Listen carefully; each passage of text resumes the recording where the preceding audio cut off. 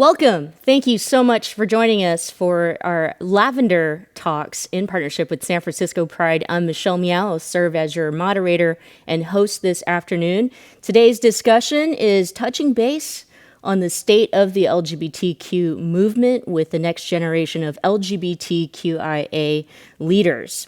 Today's program is brought to you by Gilead, Comcast, and San Francisco Pride's legacy partners, Bud Light, Hilton San Francisco Union Square, KPIX 5 CBS Bay Area, Kaiser Permanente, Genentech, GLBT Historical Society, KBCW TV, Park 55 San Francisco, Smirnoff, Recology, and T-Mobile. If you're just joining us live here on Facebook or YouTube, we want you engaged. Send us any of your questions and comments, and we'll get them to our leaders. And now I'm very, very pleased to introduce you to our incredible panelists. We have Fausto Cardenas, who's the Queering Democracy Community Organizer for National LGBTQ Task Force, Mason Davis, Interim Executive Director of Transgender Europe, Tony Huang, Manager Director of Equality California, and Imani Rupert Gordon, who's the Executive Director of the National Center for Lesbian Rights. Welcome, everyone. Thank you so much for joining us here today for our Lavender Talks. So Pride, continues throughout the year, but many Pride celebrations did happen in the month of June, and so I thought we'd start off by checking in with our leaders. What was Pride like for you this year? How did you celebrate? How did you recognize? What was the experience during this very challenging and unusual time? We'll start with Imani. Hi, thank you so much. Good afternoon, everyone. So Pride for us was, not something that we would have expected, certainly, but in many ways that folks were still able to celebrate. So a lot of different virtual prides that we were able to participate in, which was really great. But I think more than that, I was really excited about the discussion that happened around Pride, because for the first time on a larger scale, we saw people really being intentional about being intersectional and looking at racial justice in tandem while we're having a Pride experience. And I think that is something that when we look at our LGBTQ movement, if it's not a racial justice movement or an economic justice movement or gender justice movement, we're not going to see everyone. Everyone won't feel like this Pride is for them. And so that was actually something I thought was a step in the right direction. What I'm really excited about is looking at what Pride looks like next year. I'm hoping that it's possible to have more celebrations. That's really important to a lot of people. But I'd like to see the things that we've learned about being more inclusive and having some people for the very first time thinking in a more intersectional way. I'd like to see that carried on. Fausto. I have to agree with Imani. There's a lot of virtual prides. For our staff, we mainly are split up in between New York City, Washington, D.C., and I'm actually down in Miami. So there's a lot of prides that happen, particularly in South Florida, that went virtual. And we were actually able to collaborate with them, particularly be able to share our Queer the Census campaign with them, kind of putting out some PSAs on when folks are interacting with the particular prides. And also, not only has the prides been virtual, but also this year, since we had the death of George Floyd and the Black Lives Matter movement to the forefront during Pride Month, like Imani touched earlier, it really brought a conversation of just how much intersections of being LGBTQ plus and racial identity go hand in hand, and how some are more marginalized and different issues impact different LGBTQ folks. And I think that was a strong conversation that we're having, and that it really impacted Pride Month in general and kind of our pride as we move forward to make sure that they are more intersectional and that we are having those tough conversations about, racism, prejudice that occur with LGBTQ folks of color, within the community. Tony. I think echoing what both Imani and Fausto said, I think at the beginning of this year, we did not imagine where we were going to be in June. Equality California is represented at about 15 prides throughout the state of California, all the way from San Francisco to small towns like Visalia and El Centro, in more underserved communities. But I think in the middle of the global pandemic, as our nation is having some really intense and necessary conversations around race, June for us was an opportunity for us to really highlight, Black and other folks of color within the queer community, to highlight the great leadership that we have. Amani was a part of a number of our events, but we had, an event at the end of June called Solidarity and Pride, where we were able to highlight some great diversity within our community and have these tough conversations, talking about things like, affirmative action. And that's going to be a really big issue for California come November, and having those, intentional discussions with, folks in the broader LGBTQ communities as well as our allies. I think to Amani's point, what does Pride look like next year for us? We want to continue to this conversation, hopefully in person, but continue to center folks of color and making sure that they're leading and at the table, so that we're building upon some of these moments that were tough and hard right now, but is an opportunity for us as a movement to move forward. And Mason. What an odd Pride. Yeah. What a weird 2020. I echo what my colleagues are sharing about this year being really different in some wonderful ways. For a long time, it has felt that Pride has become a party with a lot of great dances and corporate support, and that's been really a big evolution over the last decades. To go back to a pretty simple Pride that could be accessible to anybody who had a computer, that wasn't sponsored, but was really generally a do-it-yourself Pride, felt like a sense of community and an intersectional real community that we don't often see. So I think it was a really powerful Pride this year. And it was hard Pride, because it was hard to be physically distanced from so many people and to be able to, not be able to come together in person, to not have that physical connection, to not be able to give, our fellow LGBTQ people and allies just a hug, was really, I really felt it, I will say, this Pride. But I also loved seeing the homegrown expressions of Pride that reminded me why we got into this work and at least for me, I've been working in this movement to begin with. It gives me a lot of hope, especially as we look at the intersections between the LGBTQI movement and all the other movements, especially the movement for Black lives and against racism in this nation right now. Those paths have to be come together as we both move forward. Thank you all, and I think it's we can continue saying Happy Pride and know that the work continues. Let's start with the positive. I mean, this past June was a historic one. What I mean by that, the history was made, especially the Supreme Court had ruled that the 1964 Civil Rights Act does indeed protect gay, lesbian, bisexual, and transgender folks from discrimination. And I think many of us continue to be surprised at the fact that, it was Justice Neil Gorsuch who drove the narrative that led to the decision. And we could talk a little bit about that. I know in a previous program, Amani, we kind of dug deep into it while we celebrated. But is this a turning point for LGBTQ rights in America? We'll start with Tony.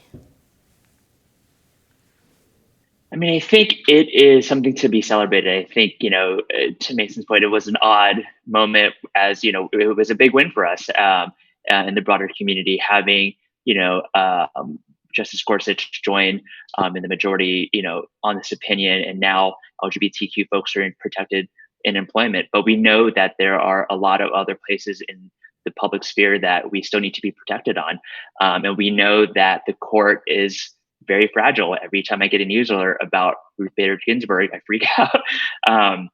And until we're able to make a change within the White House and then the composition of the U.S. Senate, our rights are at stake. It's not just LGBTQ rights, but it's reproductive justice, immigration, a whole host of things that within the courts, knowing that, this administration has packed, all the lower courts with, young right-wing conservatives, that there's still a lot of work to be done as it pertains to the judicial system.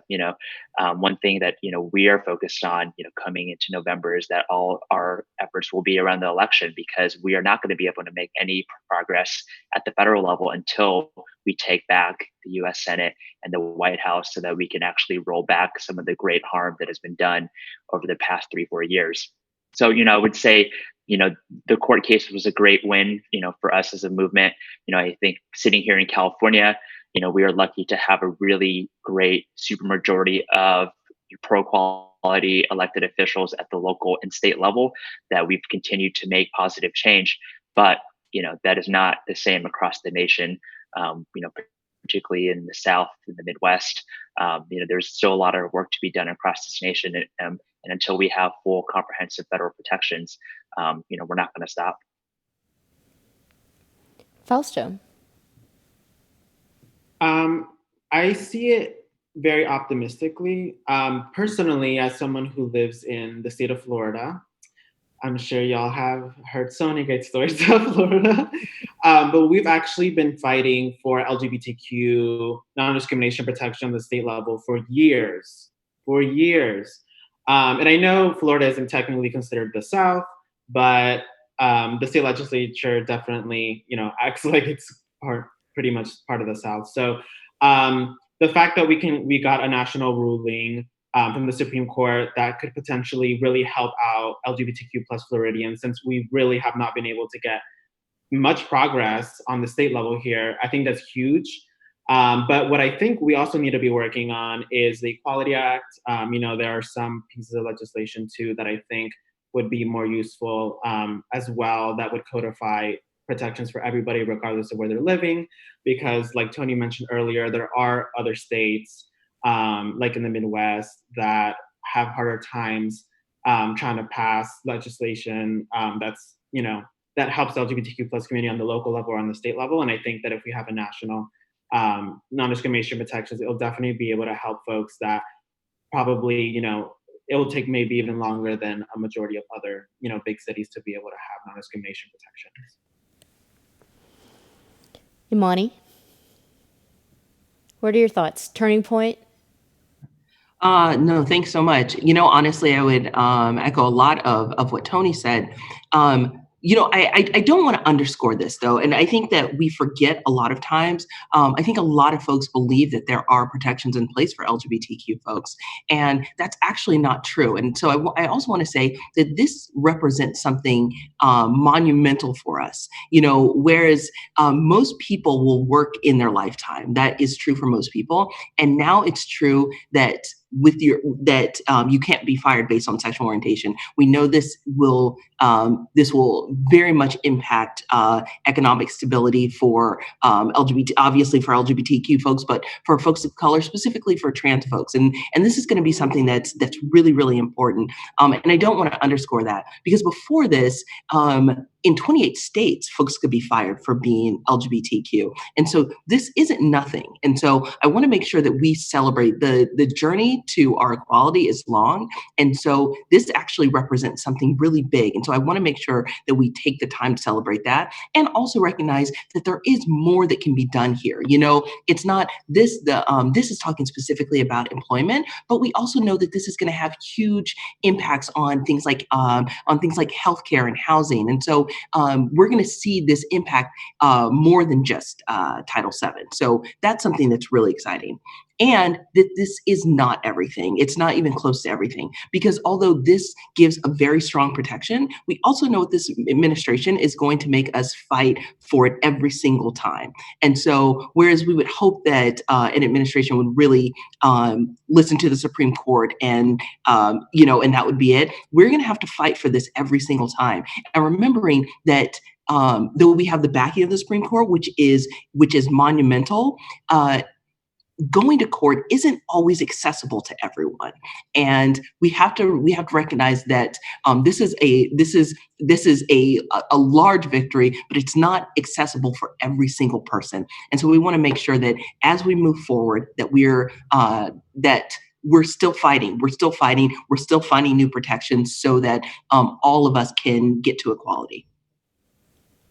Thank you. And finally, Mason, and I know you've expanded your advocacy and activism, and kind of, I'd love to hear your thoughts. And when we say, turning point for LGBTQ rights, sometimes, and at times, most times, the United States can be looked upon as a leader. But I realize that what we do here can also influence what happens elsewhere. Your thoughts? Yeah, it's real. I mean, if I can, just to take a second around the Supreme Court decision, I just want to remind people a lot of that energy and some of the initial decisions that helped lead to it came out of the Bay Area in California. A lot of the work of NCLR and Transgender Law Center were really critical to getting the cases up there and to making sure that they were the right cases to get a good decision. So we've here in the Bay Area had a really important role in that, as have all of the legal advocates in our community, working really hard over the last several years. So I am probably one of the biggest champions for the SCOTUS decision, in large part just because it actually saying that trans people, that gender identity and discrimination against trans people is a form of sex discrimination, should have implications much broader than employment at the end of the day. So that is a game changer without a doubt in many states. And we are not done. I've heard some people say, does that mean we're done as a movement? We get to close up shop, we can declare victory? And that answer is no. And if you're wondering that still today, you're probably not reading the news. We still have a lot of work to do. And especially around public accommodations, access to places like restaurants or hotels and such are still going to be very important for us to address through the Equality Act. So that is more important than ever. And you're right, what we do in the United States does have a big impact elsewhere. It used to have a positive impact in many ways when it came to LGBTQ rights. That is not the case today. The truth is we are behind, and the model now, the message we are sending through the Trump administration, unfortunately, is that it's absolutely okay to undermine human rights in your country or in your political context, that LGBT people can be disposable, most specifically that transgender people can be a threat, and rolling back their protections and their rights is an okay thing to do, and countries can do that without getting critiqued by the United States, which is very different than the situation even 4 years ago. So I see a chilling effect actually across the country. We have seen anti-transgender and anti-LGBT legislation just in the last month or two come out of Russia, Poland, Ukraine, Kazakhstan, Hungary, and much of this is related to a sense of permission from the Trump administration and anti-democracy efforts that are starting to use, are continuing and increasingly using LGBT people as a fear tactic to strengthen other political interests. And a lot of that stems back to our president. So I think we've got to be really careful in this moment as we are unfortunately exporting not human rights, but anti-LGBT sentiment, especially when it comes to religious exemptions and freedom, which I think we all have to be very thoughtful about. As Amani said, these rights are not taken for granted. We're going to have to fight on every level. And one thing we will have to be fighting, and we are seeing happening around the globe, is how do we square the rights of LGBT people with the rights of people who would say that they deserve to be anti-LGBT as part of their faith. It's a good segue, and part of the reason I asked in this way, but it's a great segue into the next question. Tony, you'd brought up, the importance of elections, and we have a very big election coming up in the fall, and we start to ponder, what do we do? What do we do now? What do we do next? If the United States allows or continues on in this authoritarian type of leadership, the fear is that will also influence and impact other governments, especially weaker governments. Mason, to your point, in what we're witnessing here, growing the increase of more hate and hate that impacts many communities, and so changes in the U.S. or whatever happens in the United States can be an indicator of what might happen in other countries. We've seen in the past a great example of that is marriage equality, and that didn't just take policy changes, but that also included what we were able to do by activating campaigns and making social change. But where I'm going with that is, although we have had a win from a Supreme Court ruling, this administration has constantly attacked the LGBTQ community and rolling back rights, and rolling back rights during a time in which they've been also successful in dividing the entire country. What are your thoughts on how much it is that we do need to focus on this election, and how important this upcoming election is? And I think maybe we need to just be very upfront and honest. Personally, I have a huge fear. I have a huge fear of what's going to happen, this fall. So let's hear from our leaders. Tony, we'll go back to you. Sure. I mean, again, that is our number one priority.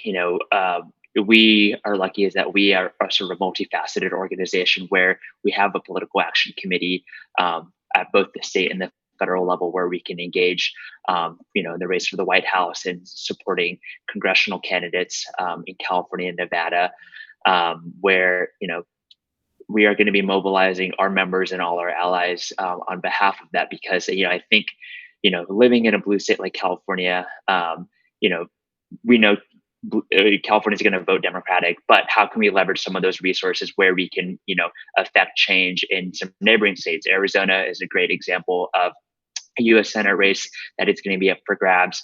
How can we, send volunteers to, make calls, text bank, canvas, so that we make sure that we turn out all of our allies and LGBTQ folks across the country, so that we sort of boot this administration from the White House, because a lot has been done, not just to our community but to all of our allies over the past few years. I think they're trying to overturn the census now, so that we don't count citizens.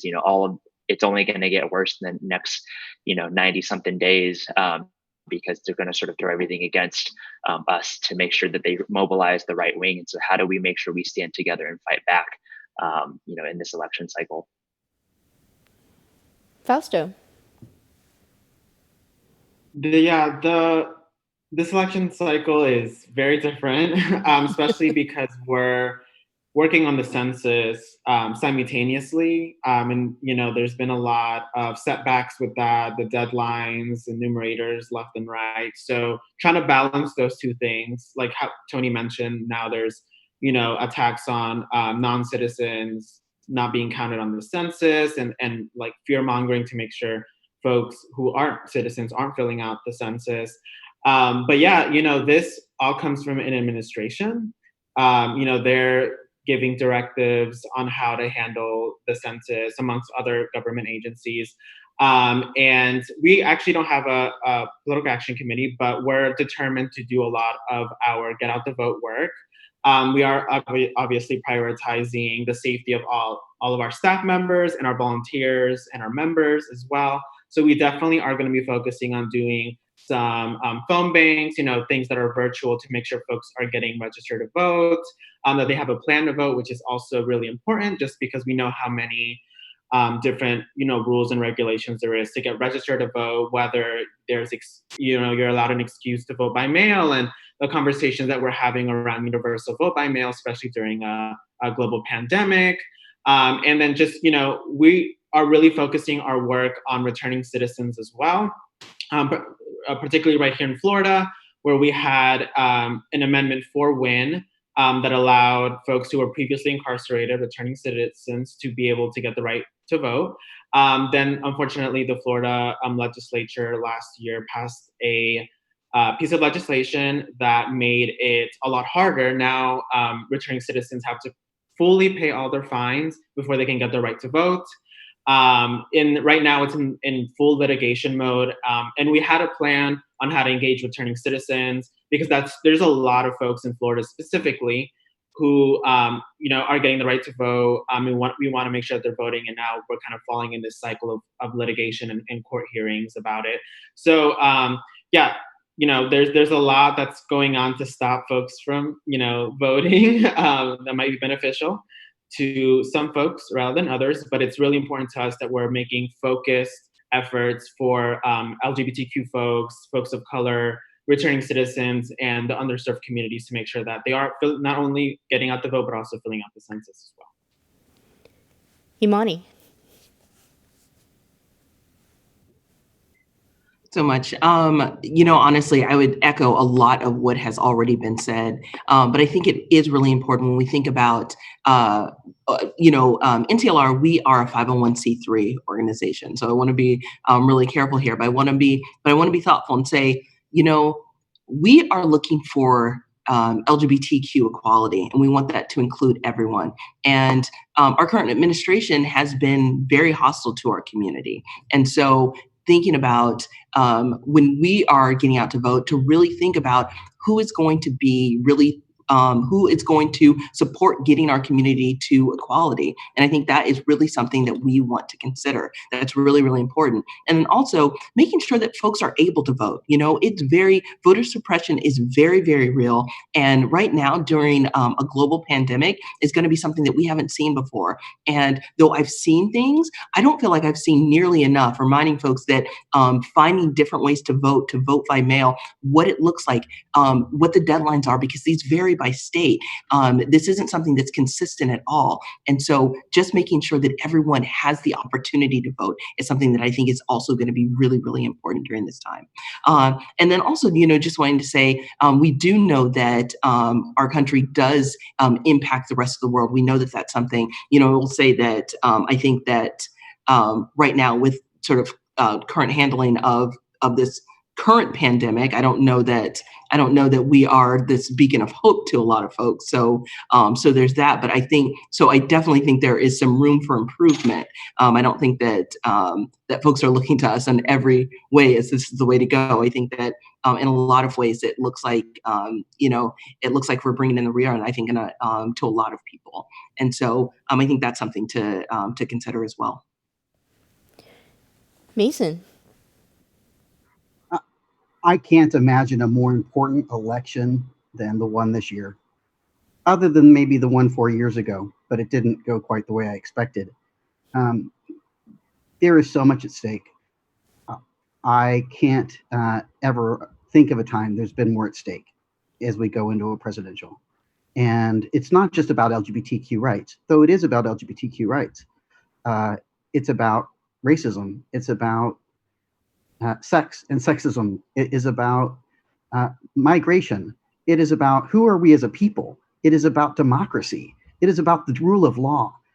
We are just in such an important moment. And we know there are all these forces that realize how important it is and are going to do everything they can to keep people from casting a fair ballot, especially in the middle of COVID.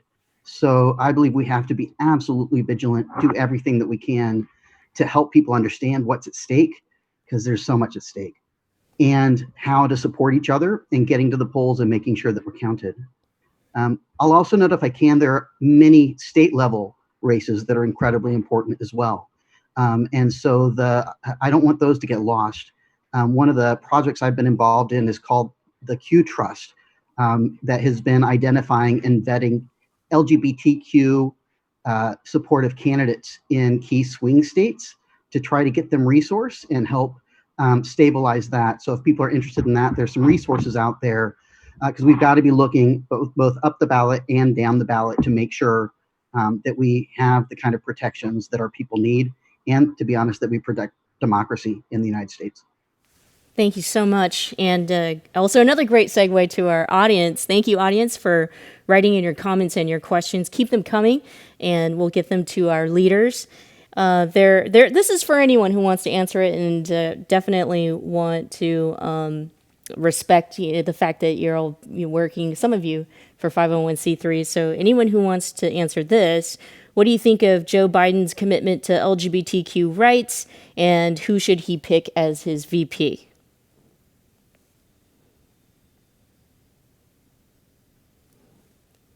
I can say that for Equality California, we were had the ability to get questionnaires and interview many of the leading Democratic candidates, and we were impressed for the first time in history that we had a plethora of really outstanding Democratic candidates that were had really comprehensive platforms on LGBTQ rights.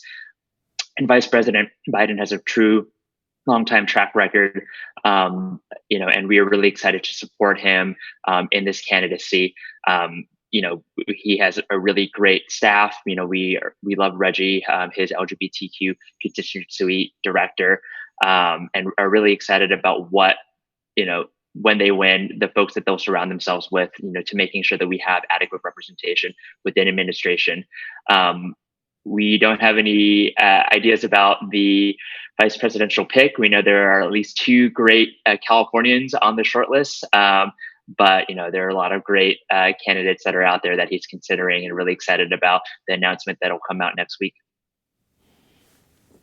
Anyone else want to add to that? All right, we'll move on to another question from Karen Bass. I think she would be amazing. What was that, Mason? I think Karen Bass from LA would be amazing to see a community organizer who has done so much work, especially on anti-Black and anti-Brown racism in an incredibly progressive way. Just like she walks her talk, and that gets me really excited. So I'm going to be happy with whoever's picked, but I think we should be really proud that we've got really good people coming out of politics in the state. Yeah. I that's the one thing that's exciting, at least for myself as well as a voter, is just getting to that point where we'll find out who Joe Biden's pick for VP is, and hopefully it will be a woman, and that would be very exciting. Another question from our audience here. What does it mean to you to be recognized as a next generation leader in the LGBTQ community?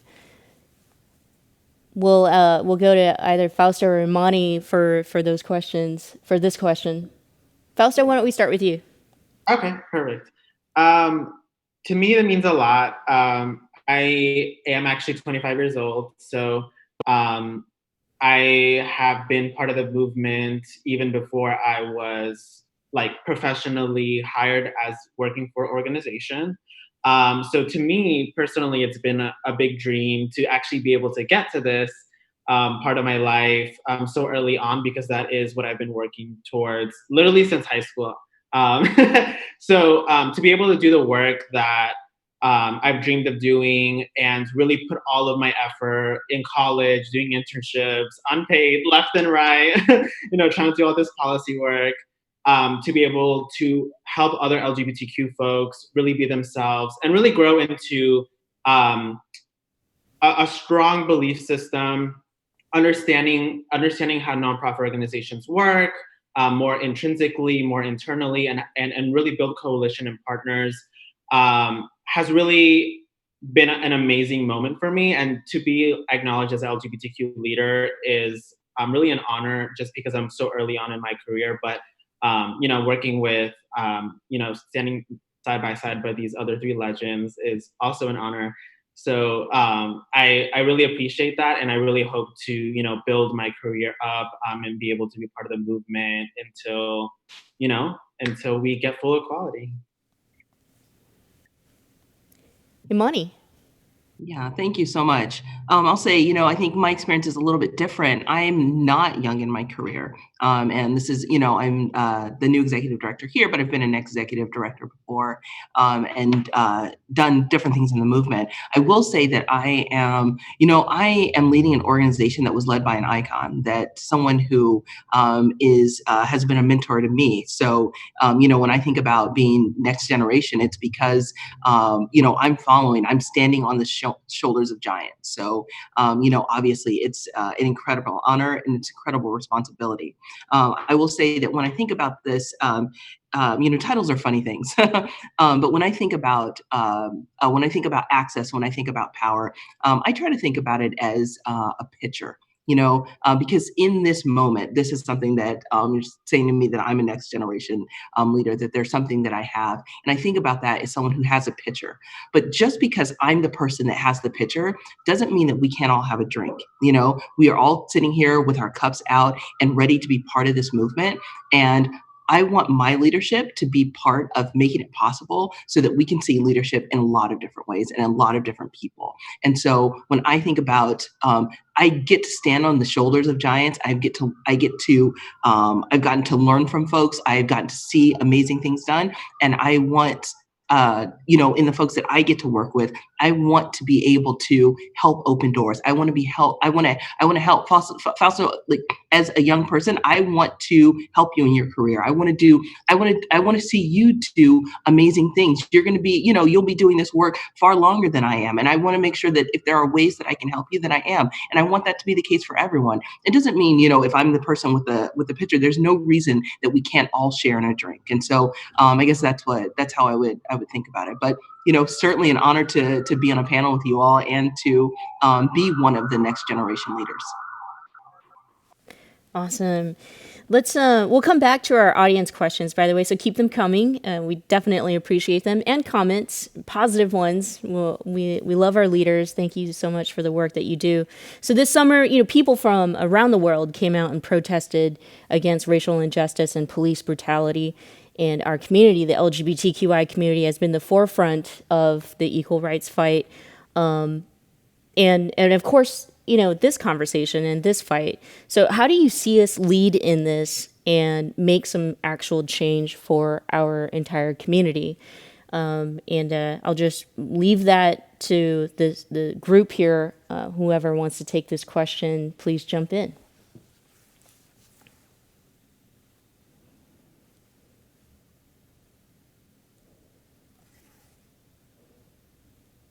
I can jump in.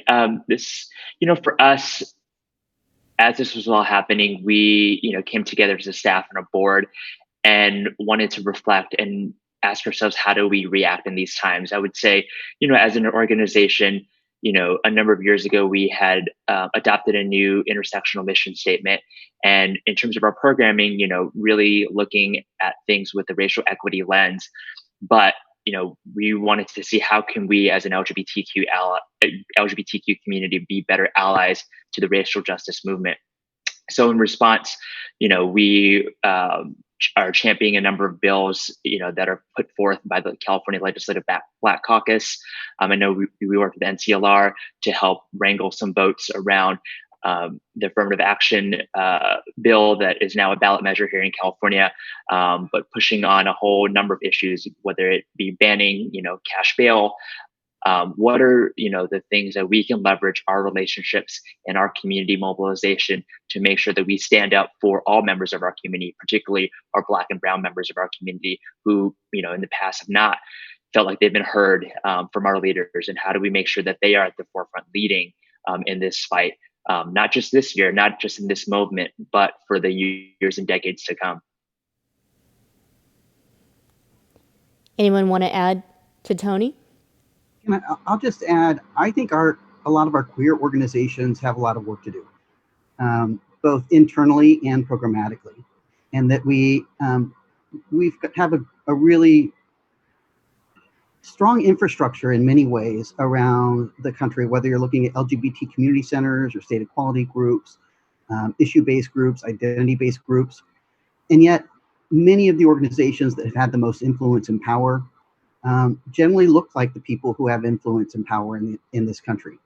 And it is time, it's well past time, but for our organizations to really think about fully who are LGBTQ people in all of our complexities, and to make sure that our work and the way we work reflect that. And we're a long ways from that still in a number of organizations. I remember when I first became an executive director, oftentimes I would be the only transgender person in the room of all non-trans executive directors. Many times, at most, there'd be one or two people of color in those rooms. That is changing. I've seen that change in the last decade, but not enough. And it's not just who's in charge of organization, it's really looking at every level of organizations of how we raise money? How do we spend money? Who gets heard when we prioritize programs and bills? As well as then what is the actual work we're doing out there in the world? Who do we partner with? And I really want to encourage all of our organizations and our organizational leaders and boards to really look critically at themselves and think about what can they do in this moment to really step it up. It's time. Anyone else? Imani? Sure. Earlier I said that some people are thinking about this really for the first time about how an LGBTQ identity intersects with racial justice. But some of us, this is not the first time that we thought about it. My career has been in working with the LGBTQ community, but I only have my experience as being a queer woman and also being a Black woman. And so racial justice and LGBTQ equality are not separate to me. They're not different.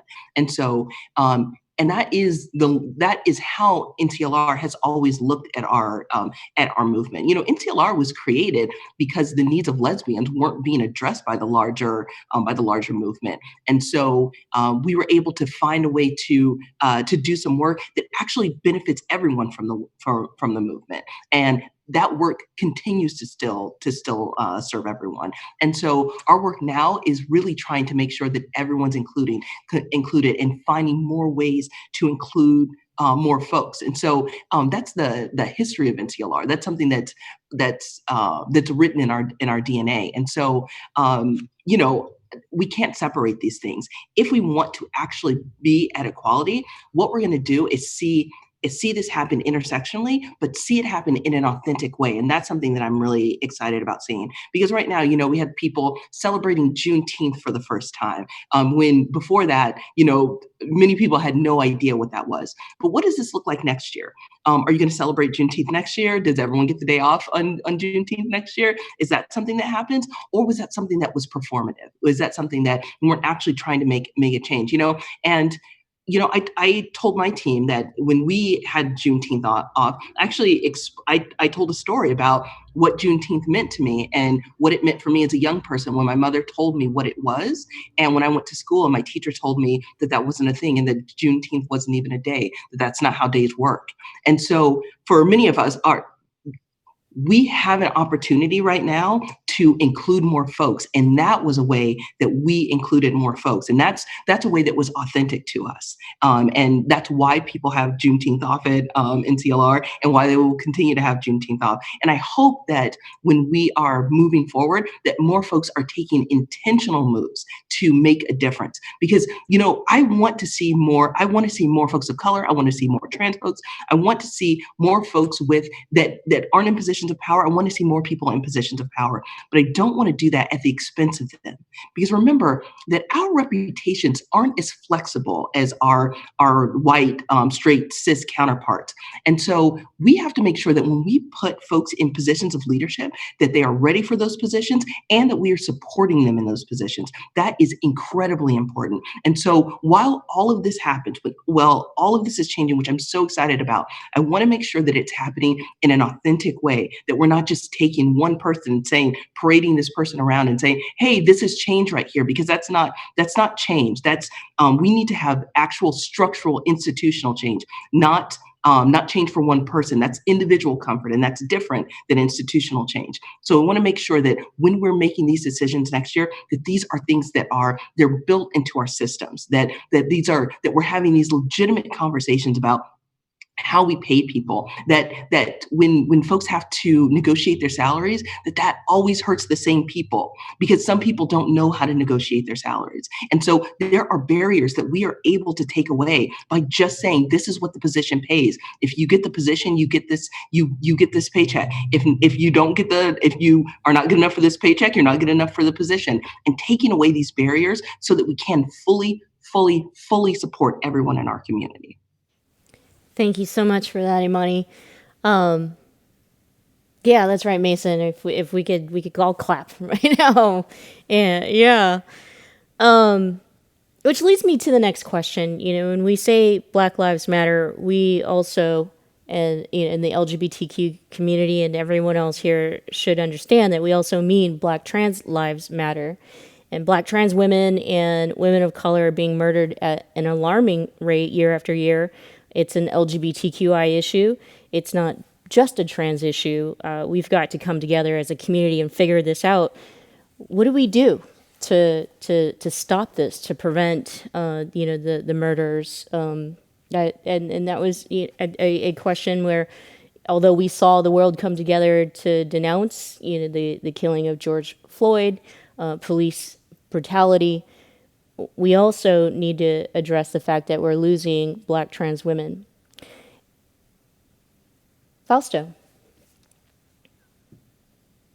I think something that's really important, I was going to mention the previous question, was highlighting the voices of those that fit within the intersections and struggles that we're talking about.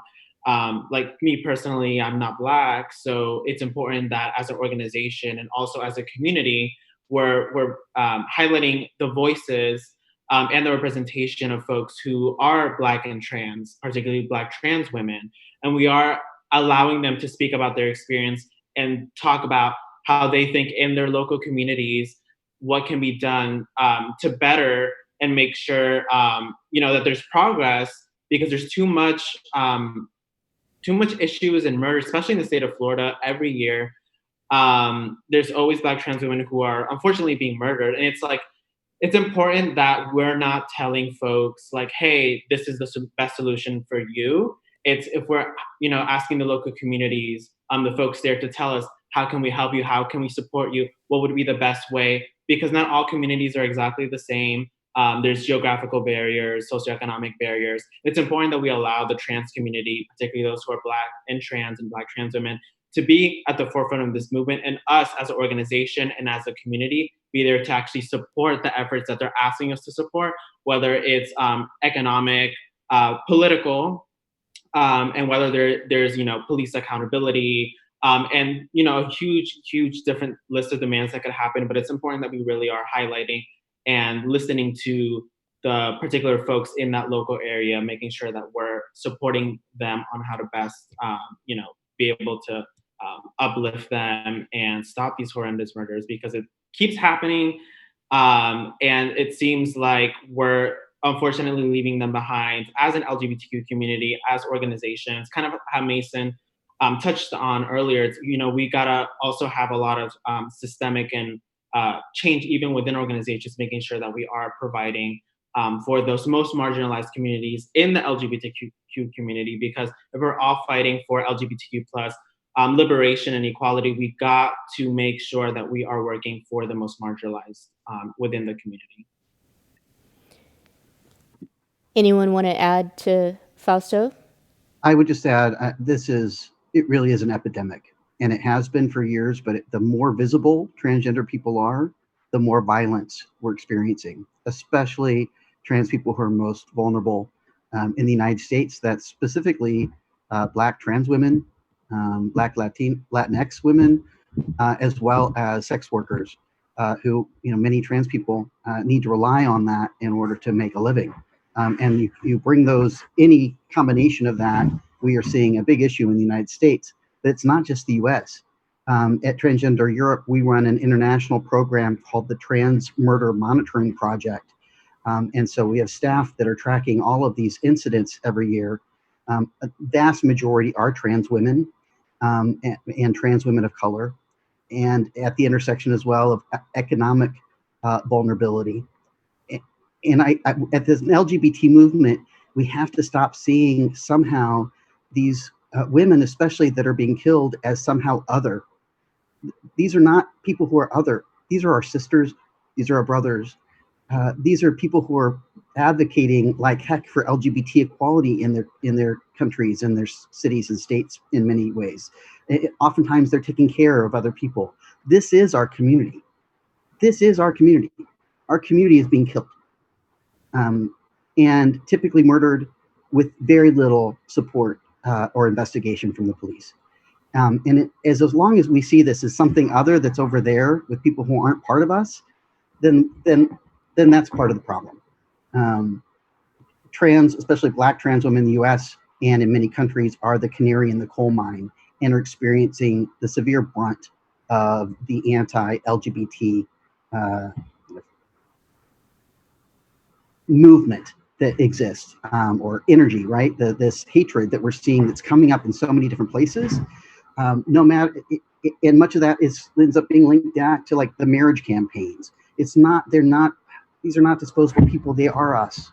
And so I would really urge all of our community organizations to really think about what can they do more around anti-violence, and what can we do within the LGBT community for people to realize that trans folk are part of you.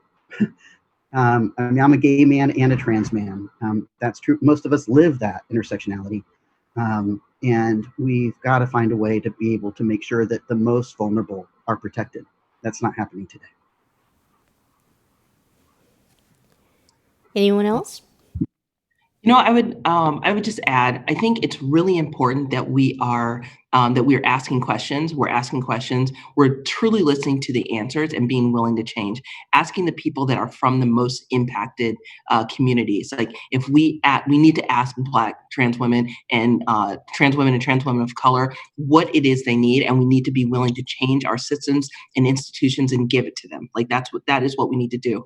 But then we also need to hold space for the fact that we have not done this right in so many ways. So there is a better than even chance that the questions that some folks would think to ask are not the questions that should be asked. So remember that when we're thinking about where the power exists, to leave space so that folks can tell you what they need. It's not just answering, it's not creating the framework that people can fit in, but allowing folks to fit the framework, or allowing folks to create this framework, the most impacted people to create this framework. That's going to be really important because our systems aren't working in so many ways. And then also, whenever we are looking at something that is disproportionately and negatively impacting any part of our community, then that's a key that there's something else at play. And so thinking about like what it looks like, when we're looking at sex work and the importance of decriminalizing sex work, because we know that this is impacting transgender folks and transgender women of color more than any other part of the LGBT community. And so we want to make sure that if this is impacting, if criminalization is impacting this community more, then we know that there's something else at play. And it's really easy to make that connection. We talked earlier about economic resources and we know that over 80% of trans people experience some sort of workplace discrimination. And so when we're thinking about economic stability, it's not hard to understand why that's difficult. And so really being thoughtful about this, and then really also thinking about where does accountability lie? Where does safety lie?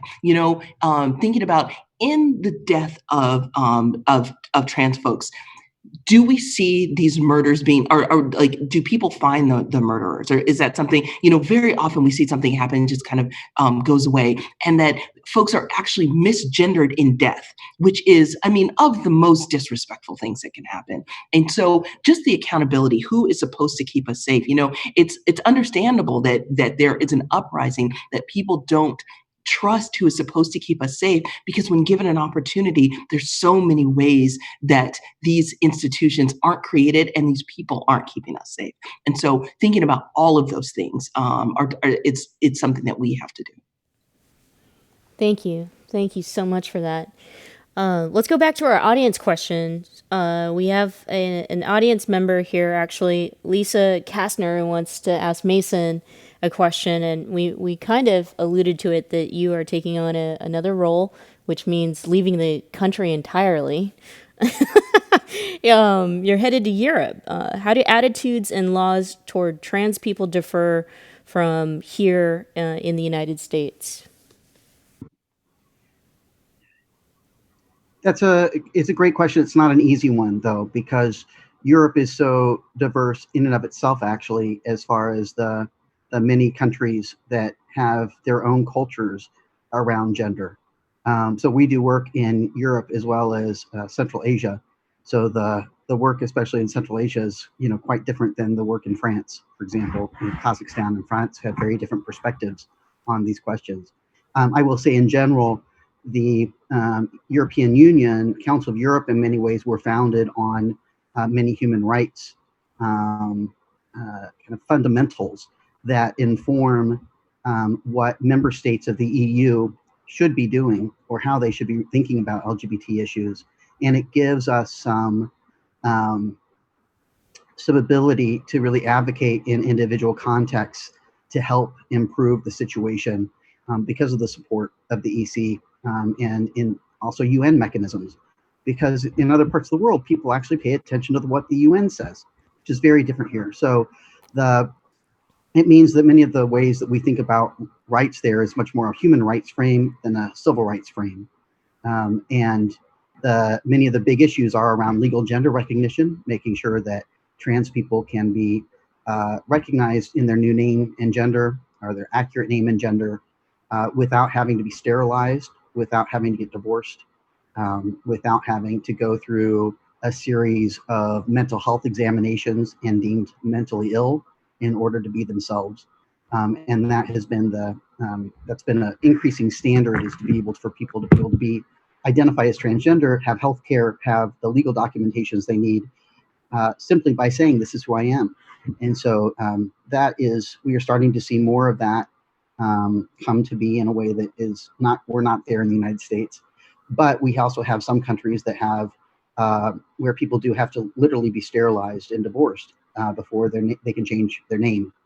And countries like Hungary that are now making it illegal, or basically rolling back the ability of trans people to be legally recognized. So it's very complicated, and right now it is a big fight.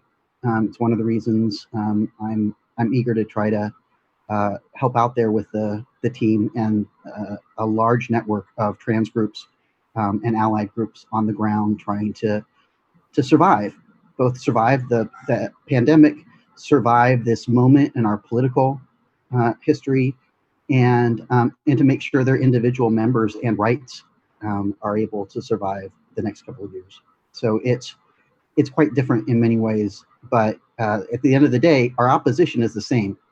And I think it's important for us to remember that many of the groups like ADF and the groups that are behind a lot of the worst of the anti-LGBT efforts in the United States have exported that elsewhere, and we are dealing with the same type of people and oftentimes connected groups in other parts of the world, much of it stemming from the United States.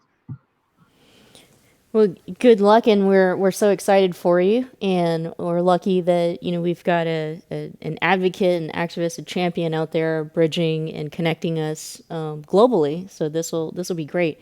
We got about 6 minutes left, and I want to make sure that all four of you are able to answer the last question. So this question will be for Tony. But I think we do need to address the fact that the pandemic has affected us in a lot of ways, and but how has it affected our organizations, our leaders, and how we mobilize, how we organize? Equality California is involved with so many campaigns and different intersections of the issues that affect us. We'll have Tony take this question.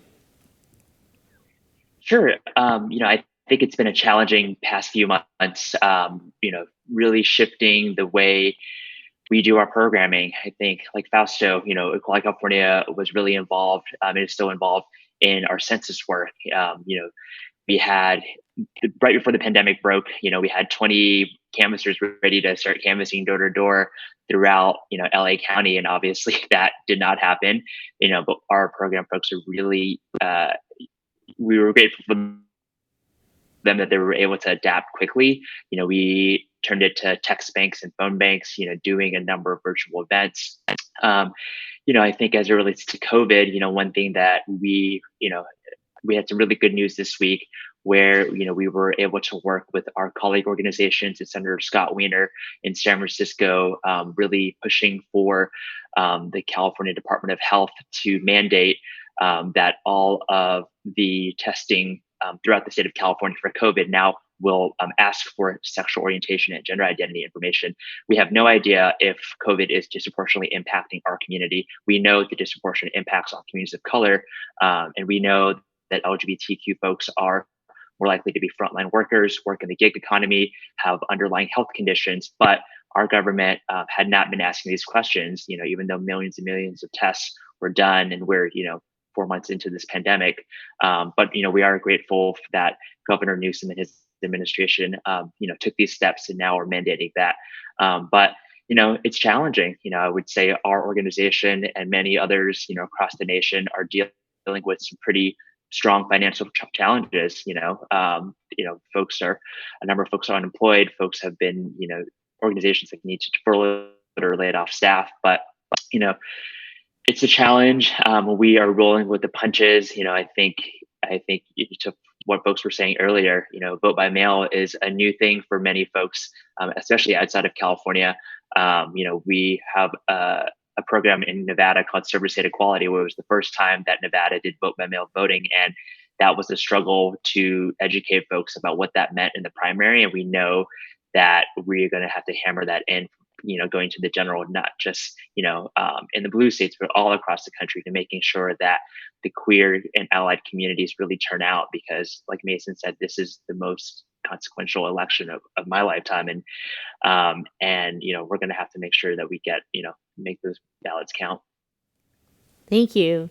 And now for the last question, and it's a quick answer from each of you, so about 30 seconds or so, or a minute or less. And that is, what do you want to leave our community members with as we head into the second half of 2020? And some last thoughts and some words of hope. We'll start with Fausto. I definitely say, please make sure that you fill out your census. You can definitely do it easily online, my2020census.gov. And also, please make a plan to vote. We're talking about the consequences and safety of folks, and making sure that we are actually getting out the vote. So, how we hit on earlier, there is so many different deadlines, processes on how to get a mail-by vote ballot. Deadlines, if you change party affiliation. There's just so many things. So I would definitely say not only fill out your census, but please make a plan to vote, and make sure that you are voting, and getting all your other peers and everyone else to vote. Mason. Let's protect the health of our community in the next several months. I think about that one is just even personal and sexual health, to the fellow gay men out there, and everybody, all LGBT and straight folks as well. The lack of intimacy can be hard in this period of time, and yet please keep yourself healthy. Wear a mask, be thoughtful about how you're connecting with people. I know many of us want to go back and be with each other. Many of us want to connect with friends. Many of us are feeling the lack of physical intimacy. My hope is that we're all here in the next couple of years to be able to celebrate when there's finally a vaccine and things are safer. But I really worry that we could lose a lot of members of our community in the next year. So please, to try to keep each other safe. And two, let's keep our organization safe. I have to admit, almost every donation I would usually give to a nonprofit this year has gone to a political candidate. I have never given as much politically, but I know our organizations are struggling. My organization is struggling as foundations have moved money away from LGBT organizations to other issues, especially in light of COVID. It's really important when we come out of this that we have strong institutions, we have strong leaders, we have a strong and healthy people. So please do what you can to continue to support each other and our organizations. We need all of this. Tony. I think, a lot of folks are wondering, how can I get involved? How can I help, in light of everything that's going on? And I would just say, just get out there and do it. Reach out to, local organizations like the task force, like NCLR, get involved, reach out to, your local campaigns. Mason, said it a while back. It's not just the White House. There are really great candidates up and down the ballot. If you care about police brutality and criminal justice reform, there are a number of really great district attorney races that are happening. There's one in LA that's going to be a blockbuster race. So figure out where you can make a difference and just get out there and volunteer. We're all just sitting at home for most of it, right?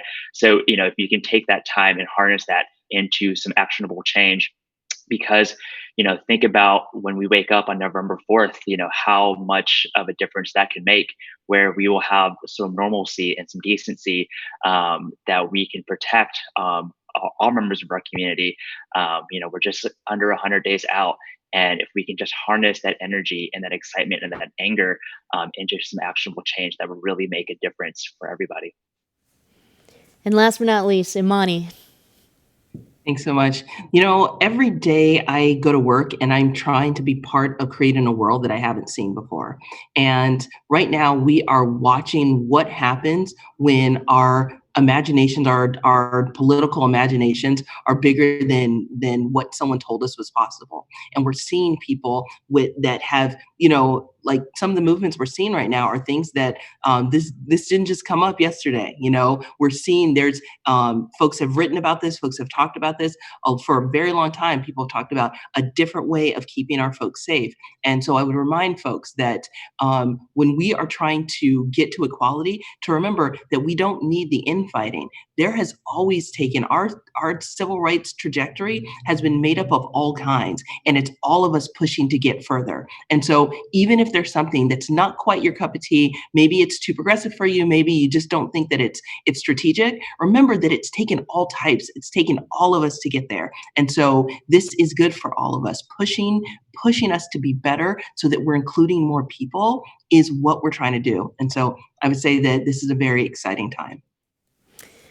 I love that. I love that. In the fight for equality, you do not need to be invited. Come on and join us. Let's do something right now. Support the work of all of these incredible leaders, the National Center for Lesbian Rights, National LGBTQ Task Force, Equality California, and Transgender Europe. I want to thank Imani, Fausto, Tony, and Mason for being here with us, our wonderful panelists and our leaders. Again, thank you so much for fighting for our community. And thank you to all of you who've joined us here for Lavender Talks in partnership with San Francisco Pride. We have a surprise. This is not the last one. We'll continue throughout the year. You heard that, the fight continues, Pride continues, and we all need each other. I'm Michelle Meow. I've got a program here at the Commonwealth Club, the longest and oldest running public affairs forum in the country. For a full schedule of our programs coming up, head to commonwealthclub.org/MMS. You don't want to miss the next one coming up. It's with award-winning journalist Maria Ressa, who's just been charged with cyber libel. What is that? Well, whatever happens to Maria is a threat to democracy and to journalism, so make sure you join us. We'll see you next time, my friends.